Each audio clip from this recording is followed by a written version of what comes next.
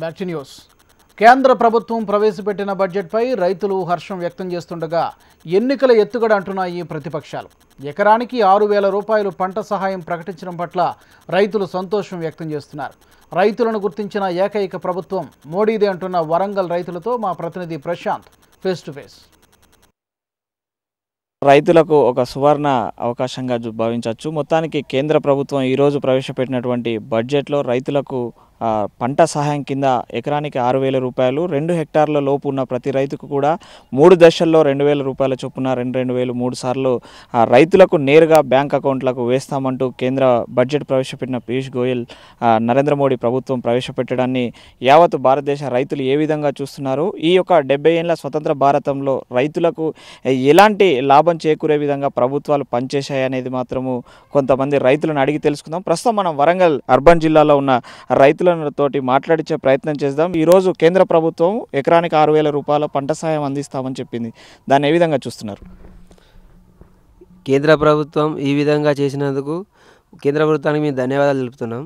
నేను ఒక 25 సంవత్సరాల నుంచి వ్యవసాయం చేస్తున్నాను. రైతు అనేటోడు ఉండేది అని చెప్పుకునే రోజులు ఉండేది అంతకుముందుకు. ఇప్పుడు రాష్ట్ర ప్రభుత్వం అయినా కేంద్ర ప్రభుత్వం అయినా రైతు గురించి ఆలోచించి ఈ విధంగా ఎకరానికి 6,000 ఇచ్చేదాన్ని మాత్రం అది అందరూ మంచిగా భావిస్తున్నారు. ఈ రోజులల్లో ఇట్లా చేసిన వల్ల రైతు కూడా చేయాలి, వ్యవసాయం చేయాలనేది కొంచెం కోరిక కూడా ఈ యువకులకు కూడా దాని ఆసక్తి కలుగుతుంది. దీనివల్ల వాళ్ళు చేసిన దానికి మోడీ పట్ల హర్షణీయం వ్యక్తం చేస్తున్నాం. మేము కేంద్ర ప్రభుత్వం నరేంద్ర మోడీ ప్రభుత్వము ప్రతి ఎకరానికి 6,000 రూపాయల పంట సహాయం ప్రతి రైతుకు భారతదేశంలో ఉన్న ప్రతి రైతుకు అందిస్తామంటుంది. ఏ విధంగా చూస్తున్నారు? మన వచ్చే ప్రధానమంత్రి చేసిన నిర్ణయం చాలా బాగున్నది.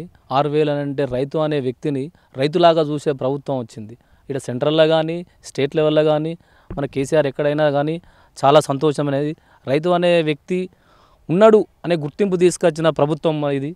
ఈ సెంట్రల్లో కానీ చాలా సంతోషంగా ఉన్నది. ఇది చాలా బాగానే ఉంది. కానీ రైతుకు సరైన టైంలో సరైన పెట్టుబడి అందగల టైంలో లేనప్పుడు మనకు అనుసంధానంగా వచ్చింది ఓకే, కానీ రైతు గిట్టుబాటు ధర అనేది లేదు. వేరే రైతు పండించిన పంటకు ధర నిర్ణయించాల్సిన దాని లేదు, స్వతంత్రం లేదు రైతుకు. మనం పండించి దళారుల చేతిలో పెట్టి వాడు అమ్ముకొని వాడు డెవలప్ అవుతాడు, కానీ రైతు కానే ఉంటాడు. అంటే ఇప్పటికే కేంద్ర ప్రభుత్వం 14 పంటలకు మేము పంట గిట్టుబాటు ధర కూడా ప్రకటించాము. దానికోసం ఇప్పటికే 23,000 కోట్లను ఖర్చు చేశాము. అన్ని రాష్ట్ర ప్రభుత్వాలు కొంత చొరవ తీసుకోవాలంటున్నాయి. అంటే ఇప్పుడు కేంద్ర ప్రభుత్వం 14 పంటలకు ఇస్తున్న విషయం తెలుసా? మాకు తెలియదండి ఇంతవరకు. ఏ పంటకి ఇస్తాళ్ళు, ఏ పంటకు గిట్టుబాటు ధర పెడతాళ్ళు.